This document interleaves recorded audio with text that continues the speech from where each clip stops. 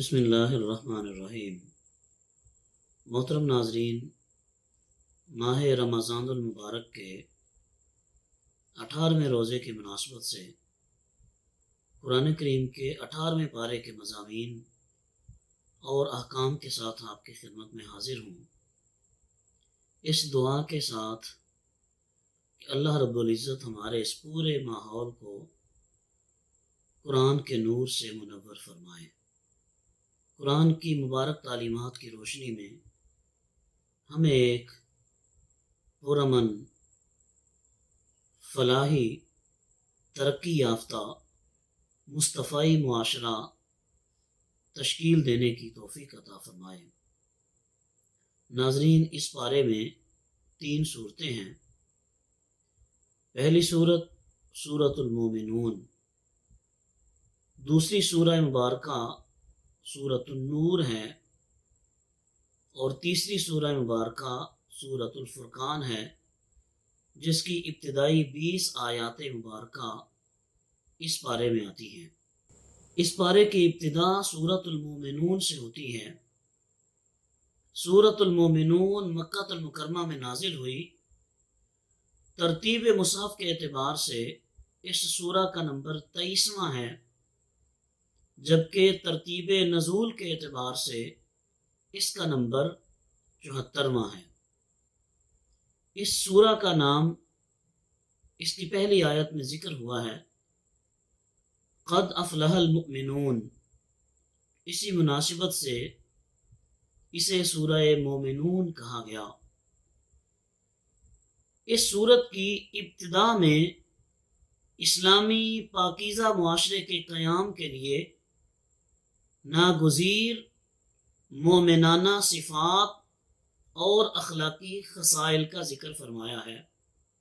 اس صورت میں دلائل توحید، رد شرک، تخلیق انسانی کے مراحل اور پچھلی امتوں کی ہلاکت کے واقعات بیان ہوئے ہیں۔ سورۃ المومنون کی ابتدائی 11 آیات تعلیمات اسلامی کی جامع ہیں۔ ان میں فلاح یافتہ اہل ایمان کی یہ صفات بیان کی گئی ہیں کہ نمازوں میں خشوع و خضوع، ہر قسم کی بیہودہ باتوں سے لا تعلقی، زکوٰۃ کی ادائیگی، پاک دامنی کی حفاظت، امانت اور عہد کی پاسداری، نمازوں کی پابندی۔ آخر میں فرمایا کہ ان صفات کے حامل اہل ایمان ہمیشہ جنت میں رہیں گے۔ اس سے آگے آیت نمبر 13 سے انسانی تخلیق کے مدارج کو بیان کیا گیا، یعنی نطفہ، پھر علقہ، پھر گوشت کا لوتھڑا، پھر گوشت اور ہڈیوں پر مشتمل جسم کی تشکیل۔ اس کے بعد فرمایا کہ یہی خالق و مالک موت کے بعد آخرت میں دوبارہ زندہ کرے گا۔ اس سے آگے آیت نمبر 17 سے اللہ رب العزت نے ایک بار پھر اپنی قدرت کی نشانیوں کو بیان فرمایا، یعنی آسمان کے 7 طبقات، مناسب مقدار میں بارش کے پانی کا نزول اور اس کا زمین میں قرار، پھر اس کے ذریعے کھجوروں، انگوروں اور طرح طرح کے پھلوں کی پیدائش، خاص طور پر زیتون کے تیل کا ذکر فرمایا، جو کہ ایک مکمل خوراک ہے۔ اس کے بعد چوپایوں، دودھ اور دیگر منافع کا ذکر ہے۔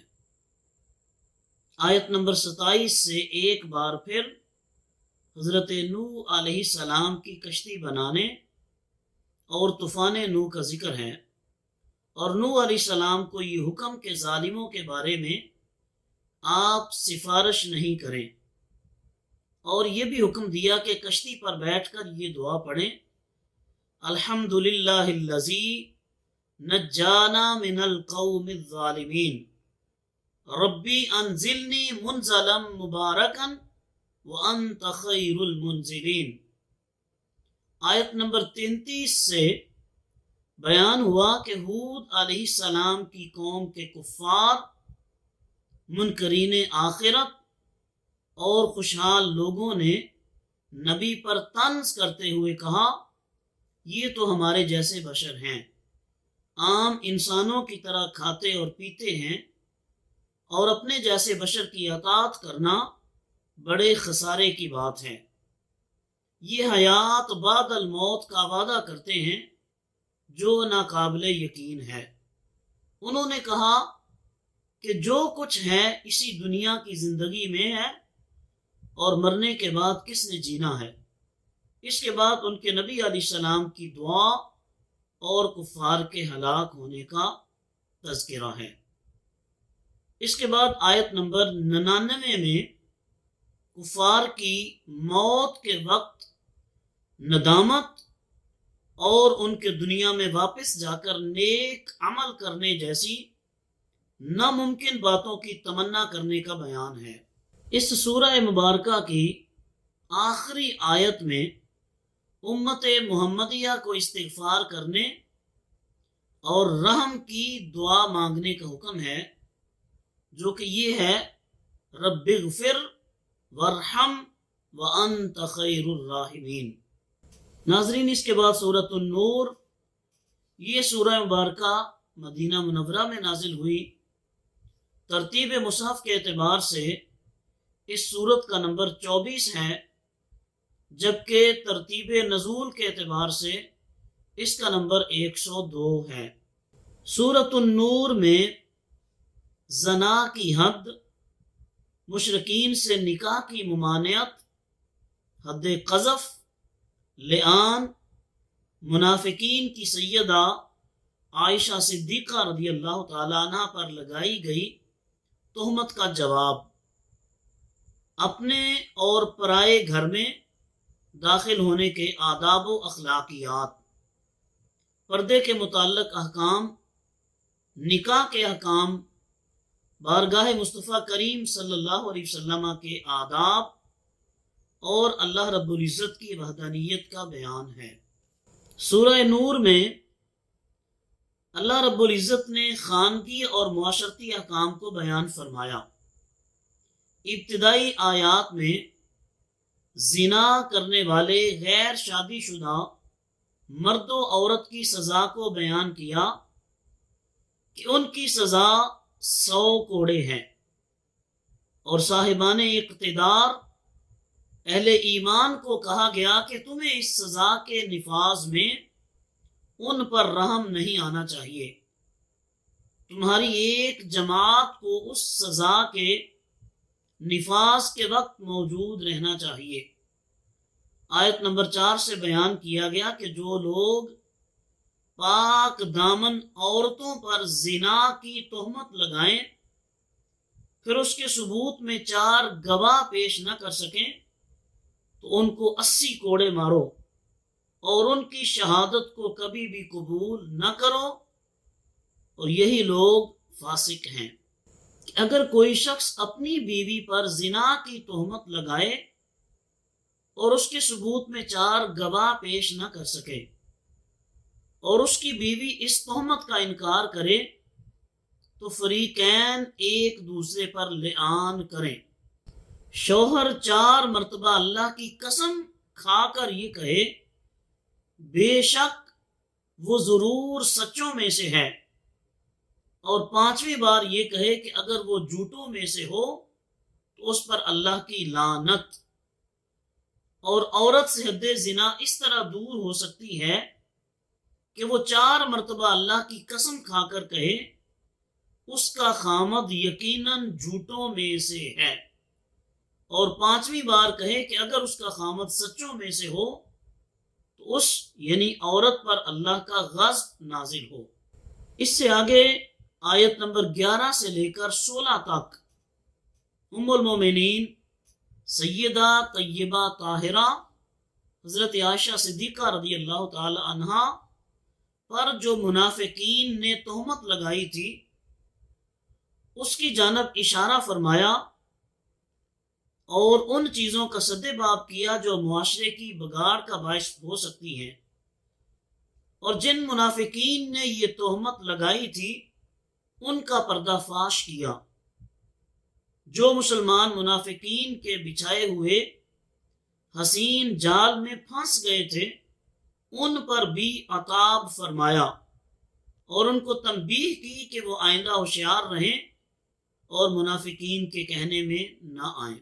آیت نمبر 23 سے پاک دامن، بے خبر، ایمان والی عورتوں پر بدکاری کی تہمت لگانے والوں کے لیے دنیا و آخرت میں لعنت اور بہت بڑے عذاب کا بیان ہوا ہے۔ آیت نمبر 30 سے مسلمان مردوں کو یہ حکم دیا گیا کہ وہ اپنی نگاہیں نیچی رکھیں اور اپنی شرم گاہوں کی حفاظت کریں، اور اسی طرح مسلمان خواتین کو حکم دیا کہ وہ اپنی نگاہیں نیچی رکھیں اور اپنی عصمت کی حفاظت کریں اور اپنی زیبائش کو ظاہر نہ کریں، اور جسم کے جس حصے کا پردہ ممکن نہ ہو جیسے ہاتھ اور پیر، ان کے سوا باقی جسم کو ڈھانپ کر رکھیں اور اپنے گریبانوں کو دوپٹوں سے چھپائے رکھیں۔ آیت نمبر 58 سے پردے کے احکام کی وضاحت فرمائی کہ تمہارے نوکروں اور نابالغ بچوں کے لیے بھی 3 اوقات میں اجازت حاصل کرنی ضروری ہے۔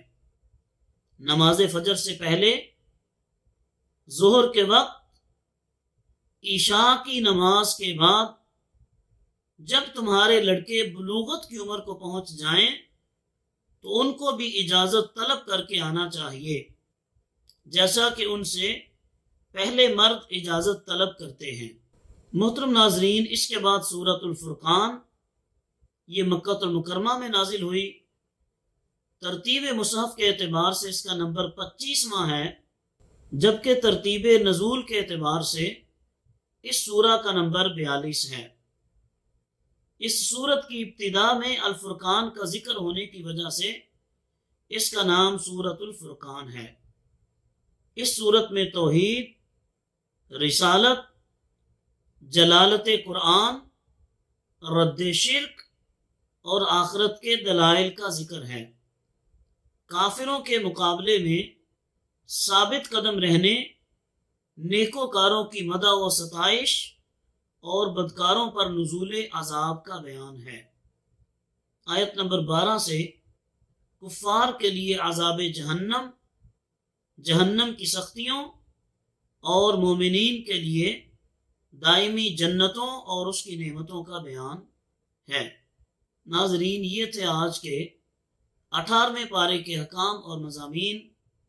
دعا ہے کہ اللہ رب العزت ہم سب کو قرآن کریم کی تعلیمات میں عمل پیرا ہونے کی توفیق عطا فرمائے۔ وآخر دعوانا ان الحمد للہ رب العالمین۔